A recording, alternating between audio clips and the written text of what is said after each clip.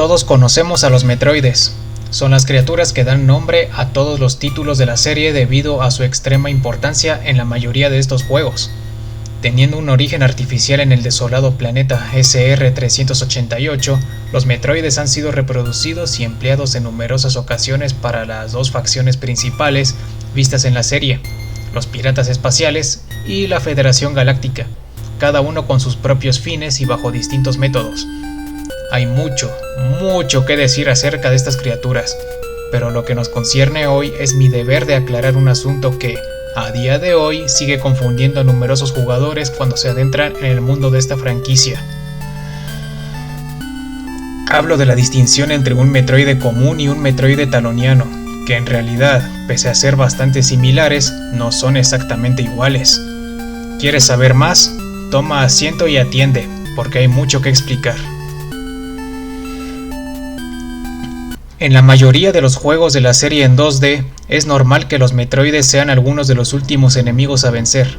Se presentan como unas peligrosísimas armas biológicas capaces de absorber completamente la bioenergía de sus presas para alimentarse y fortalecerse a sí mismos, además de que también se presentan como unas criaturas que son casi indestructibles, teniendo como única debilidad el frío extremo que puede congelarlos, y una vez congelados pueden ser eliminados con el uso de armamento explosivo como lo es un lanzamisiles. Entonces, Metroid Prime salió al mercado y distorsionó completamente la imagen de estos poderosos ectoparásitos. En el juego, Samus es capaz de destruirlos con cualquier arma de su arsenal ofensivo, sin importar sus propiedades o la temperatura que tienen. Asimismo, basta con dispararles un único misil para romperlos completamente cuando son congelados, cuando en los juegos previos requería de hasta 5 misiles para conseguir el mismo resultado. Recuerdo bien que esto causó, y de hecho sigue causando, una enorme intriga entre los jugadores.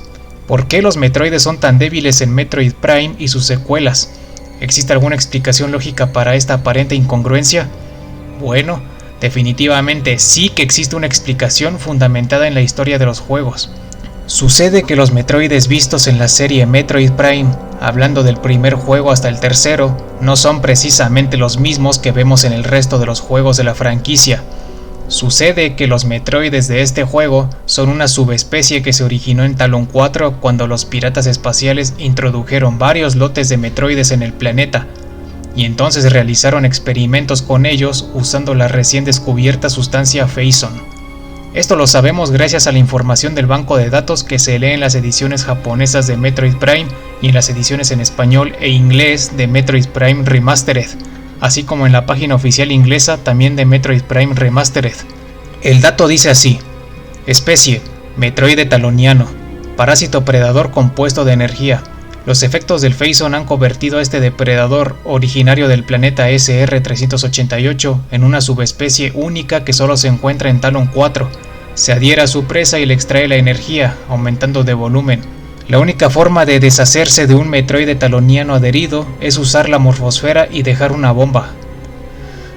Cabe resaltar que a esta subespecie se le dio el gentilicio taloniano en las ediciones europeas y japonesas de Metroid Prime que salieron al mercado hace 2 décadas, cuando en la versión original de América se le conoció con el genérico nombre de Metroide, y este nombre genérico permaneció por varios años en todos los relanzamientos americanos posteriores, hasta que finalmente fue corregido con el lanzamiento de Metroid Prime Remastered para Nintendo Switch.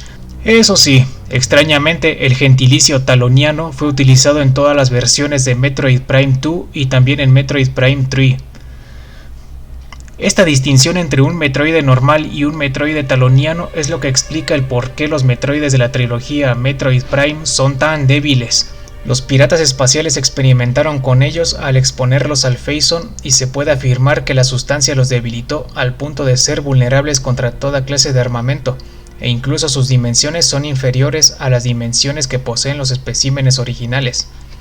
De igual manera, la velocidad a la que succionan energía es mucho más lenta en comparación. Hay que recordar que el Phazon tiene efectos impredecibles en los organismos. Bien puede matar a las víctimas o causarles toda clase de hórridas mutaciones, como sucedió con los parásitos que sirvieron de conejillos de indias para los Piratas Espaciales. En el caso de los Metroides, el Phazon los convirtió en la subespecie taloniana, que es la misma subespecie que aparece en todas las secuelas principales de la serie Metroid Prime. La excepción es Metroid Prime Federation Force, un juego que no es principal pero que se ubica después de la trilogía.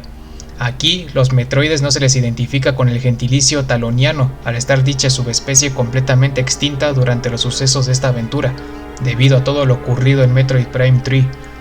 Eso sí, aunque los Metroides de este juego también sufrieron alteraciones, solamente incrementaron su tamaño y eso fue todo. No sufrieron mutaciones como las que causó el Phazon. Pero entonces, ¿la subespecie taloniana solo es más débil que la original? En realidad hay más diferencias, y no todos son desventajas, pues la subespecie taloniana ha demostrado tener cualidades que la hacen tan peligrosa como sus parientes originarios de SR-388. Al ser mutantes de Phazon, son altamente receptivos ante esta sustancia, al punto en el que su etapa de cría que vemos en Metroid Prime 2 puede dar un salto evolutivo instantáneo a la etapa juvenil ampliamente conocida. De igual forma, el Phazon puede provocar una extraña mutación adicional en los individuos que no solo les otorga la propiedad de multiplicarse por fisión, sino que también los vuelve casi indestructibles, salvo por una debilidad específica que depende de la coloración que estos posean. Esto significa que pueden llegar a ser inmunes contra la mayor de sus debilidades, el frío, pero siempre y cuando su coloración no sea blanca, que es un indicativo de su vulnerabilidad contra el rayo de hielo.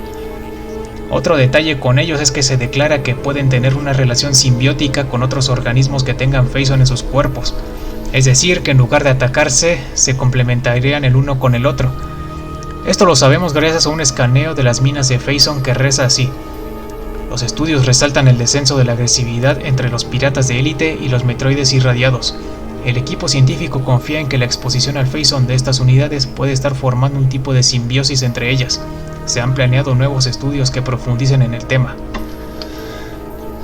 Como si eso fuese poco, la mutación por Phazon alteró por completo el ciclo evolutivo para esta subespecie. ¿Recuerdas cómo los Metroides de SR-388 evolucionan a las clases Alpha, Gamma, Zeta y Omega? ¿Recuerdas también cómo es que hay casos en el que un Metroide común y corriente es capaz de evolucionar directamente a la fase de reina? Bueno, con los Metroides talonianos tenemos un ciclo radicalmente diferente. Sabemos que las crías de Metroide taloniano, que naturalmente no existen porque fueron desarrolladas artificialmente por los piratas instalados en Éter, evolucionan a la fase estándar al exponerse al Phazon. Luego de esta fase estándar viene la etapa que se conoce como Metroide cazador, cuya membrana se torna roja y se alarga gracias a que crecen unos inmensos glóbulos rojos que se conectan con los núcleos cuatripartitos. Además, el Metroide cazador ha adquirido una mejor tolerancia al frío al ser capaz de sobrevivir en ambientes de temperaturas bajo cero, y ha desarrollado un par de tentáculos con los que puede succionar la bioenergía de sus presas desde una distancia segura. No se sabe con certeza qué fase viene después de la fase cazador, pero es un hecho que este espécimen está en etapa de adolescencia, lo cual indica que existe una fase adulta que aparentemente nunca se vio. ¿O quizás sí? Bueno, creo que esto es un tema para otro día. Y una cosa más. Te preguntarás qué sucede con los Metroides de Phazon que aparecen en Metroid Prime 3, al igual que todas sus variantes existentes en el mismo juego. Bueno, originalmente fueron Metroides talonianos, pero de acuerdo con la información del Metroide de Phazon tomada del banco de datos, este organismo existe debido a una todavía mayor contaminación por Phazon, aunque en las ediciones japonesas existe un escaneo en el planeta pirata, o Ultragus, en donde se implica que el Phazon proveniente de Samus Oscura fue lo que creó al Metroide de Phazon y sus variantes. Esto tiene sentido, pues es bien sabido que el Phazon de Samus Oscura es notablemente diferente al Phazon que había aparecido en juegos anteriores, pues este resulta ser mucho menos mortífero al contacto con los seres vivos, quizá ni siquiera es capaz de matar, pero a cambio, esta variante en especial convierte a los organismos en seres compuestos total o casi totalmente de Phazon, y a su vez los somete a la voluntad de la propia Samus Oscura como si de un lavado de cerebro se tratase. Es seguro afirmar que Samus Oscura creó a los Metroides de Phazon y sus variantes, ya que nunca antes habían sido vistas, ni siquiera en el cráter del impacto en Metroid Prime ni en las minas de Phazon, que son zonas infestadas hasta el hartazgo de Phazon. Y también te preguntarás qué sucede con los Metroides normales que fueron modificados genéticamente, es decir, los Metroides incongelables de la nave botella en Metroid Other M, y los Metroides con crecimiento acelerado en la estación de investigación de BSL. Es simple, su genoma fue alterado para corregir defectos o acelerar procesos naturales respectivamente, no sufrieron mutaciones o cambios tan radicales como para ser considerados como subespecies de los Metroides originales, tal como sí pasa con los Metroides talonianos, que cambiaron en casi absolutamente todo tras ser expuestos al Phazon. Puede decirse que las alteraciones genéticas que realizó la Federación son comparables a los experimentos que los piratas hicieron con los Metroides en el sistema Bermuda, que, como ya dijimos, consistió en un simple incremento de masa.